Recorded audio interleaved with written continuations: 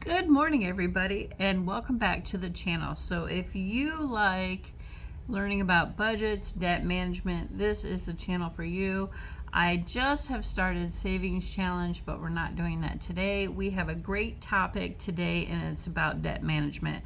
So debt management. So one survey shows that approximately 80% of Americans are currently in debt. So whether it be from credit cards, student loans, your mortgage, so understanding how debt works, knowing where you're able to go for help, and making a plan are the keys to help you better manage your debt. So you always want to have a plan, know where. So like when you've had it and you're ready to get out of debt and you just can't take it anymore, you have more money going out than you have coming in, then this is important and this is for you. So let's get more into this. I'm really excited. So there are different types of debt. So one thing that may really surprise everyone is that debt doesn't have to be negative. And everybody, the big DEBT, everybody's like, oh. So taking out certain types of loans for certain purchases may actually help you bolster your credit and act as an investment opportunity. So we can use loans and so forth. So either this type of debt must be managed responsibly. So you can take out loans and use it for investment opportunities like real estate, things to that nature. Sorry guys, I really had to sneeze, so I had to pause it.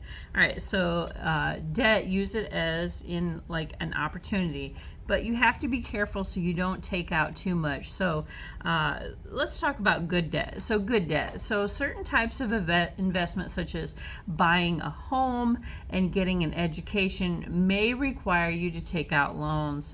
They're also grants and that type of thing to keep your loans under manageable in order to afford, especially education these days. The price tag for education in the median is above $40,000 just for a bachelor's. Now private schools, we know that they're in the upwards of 60 to 80. So we need to be careful. So these investments are generally considered to be good debt. Student loans, even though the astronomical, everybody knows student loan debt in America is out of control. I have student loans, been trying to manage them, but with such high debt, it's really hard to pay anything on them because your money just doesn't go as far as you want it to. So good debt, because they have the potential to increase your net worth or to basically appreciate, meaning they will rise in price or value over a significant period of time. That's exactly how stock market works too. So you buy it at one price and then over time you're hoping to see a substantial investment in your invested money. So financials, I love this stuff, but a lot of people don't understand it, and it's really important to get behind what it is that you don't understand so that you can get on top of and put yourself in a better situation. If you're not taught this kind of stuff, it's hard to like go and seek it out, So all right, so let's talk about bad debt. So bad debt refers to loans that are taken out to fund something that depreciates or diminishes in price or valued over a significant amount of time. And these are car loans, camper loans, boat loans, motorcycle loans. Those are depreciating assets. All right. A lot of people don't think they are, but they really are. So loans with high interest rates that will not pay, that you really can't pay off quickly because such as payday loans or high interest credit cards can really be a problem because the high interest. So anything that you're paying, even if you're just paying the minimum, it's very hard to get out of this kind of debt because the interest rate basically eats up that payment that you're paying back. It's crazy, but that's really just how how debt works. So let's talk about the next thing. So how much debt is too much debt? Okay, so determining your debt to income ratio is one strategy. So used by financial institutions to take your assets and find out if you have too much debt. So calculators are for educational purposes only, basically. So they take your income, they take all the basically loans and things that you have taken out, and it needs to be under a 30%. 20. They really want it to be like between 20 and 25 to take out like a mortgage. They don't want you to be in any upwards of 30% of your income, because that's when people start getting into trouble. So all right, so basically in how you figure out your debt to income ratio is you take the income. So you take the monthly debt payments. So take all your monthly debt payments, right? And then you take your monthly income. This is before taxes now. And then you calculate that and it gives you the percentage. It's people think it's complicated, but it's not really complicated.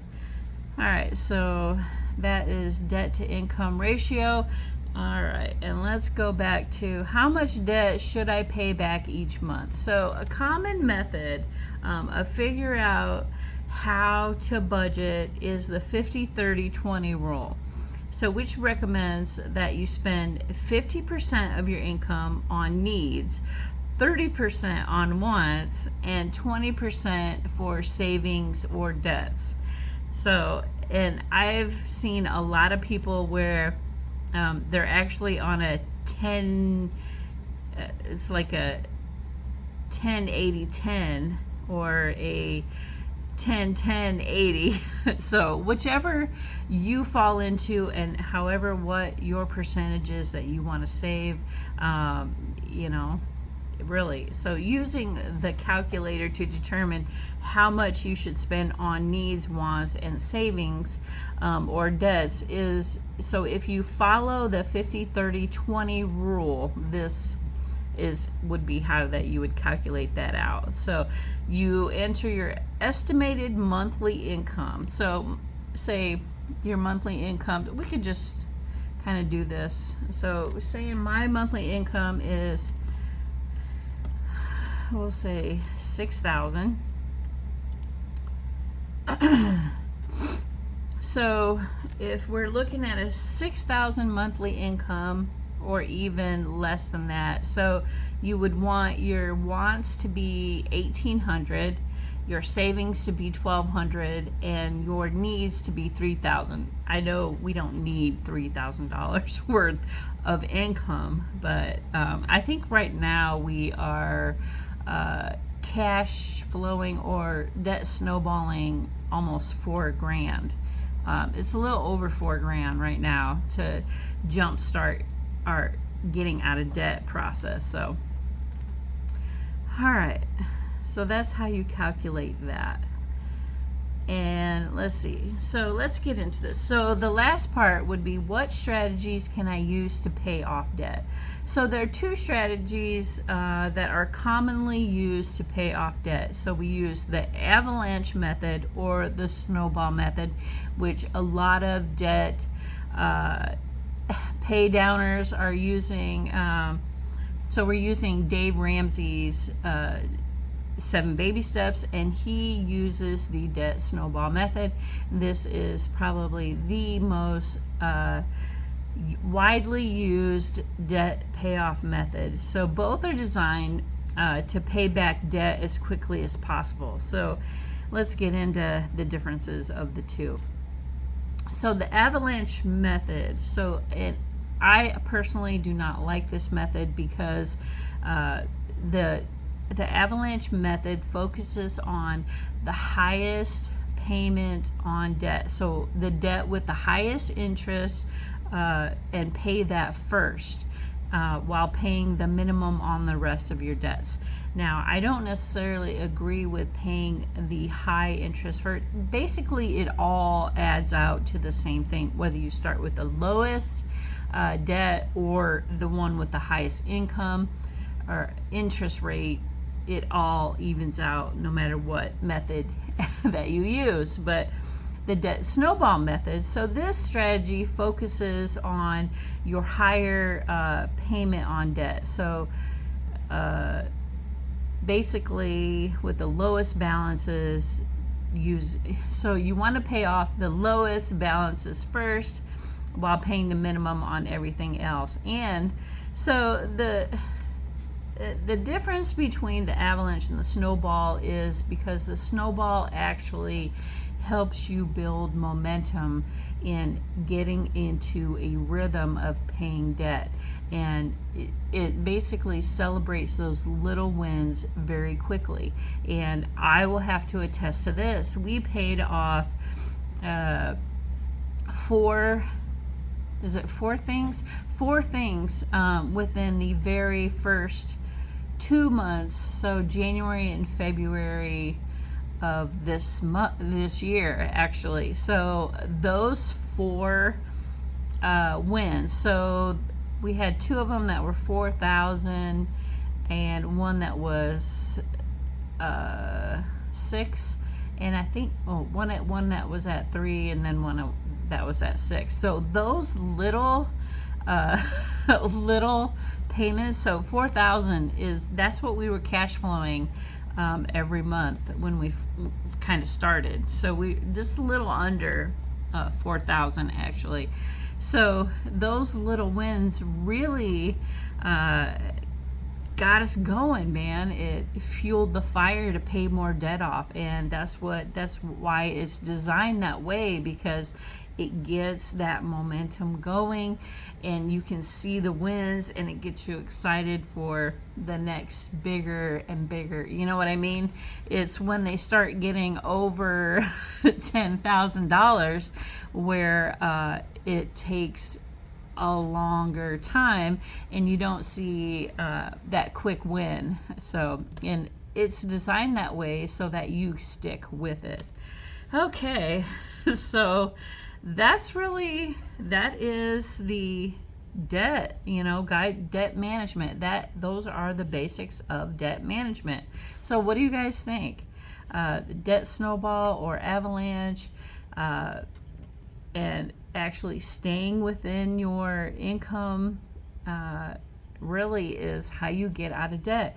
And the last thing that we can talk about is exploring methods of budgeting. So the budget basically is the blueprint of your financial, it's what holds it all together, really, is the budget. Because if you don't do a budget, you won't know where you're spending money, you won't know where to taper back and stay within your means. And I'm telling you guys, so when you don't have a lot of other kinds of basically, these are things that keep you in control of what's going on. So if you don't have a budget, I highly recommend that you do a budget, because the budget will tell you where you can spend, where you can't spend, what is the best time to spend in the month, and it keeps you accountable, honestly. So first thing, understand your debt, be strategic about paying off debt, and don't forget to save while you're on a debt-free plan. And the last thing is, guys, don't forget to ask for help. If you get into a place where you're starting a budget, you really want to do better for you and your family, and you don't know where to start, ask for help. It's okay if you don't know where to start and you're all jumbled and you're you know, feeling overwhelmed. Reach out to those people who have already started on a debt-free journey. They are willing to help you. Trust me. Remember, like-minded people stick together, and they can be your basically your your people who rise you, help you rise above, and can be your strongest support system. So, all right, guys, debt management. Thanks for watching. We'll catch you on the next one.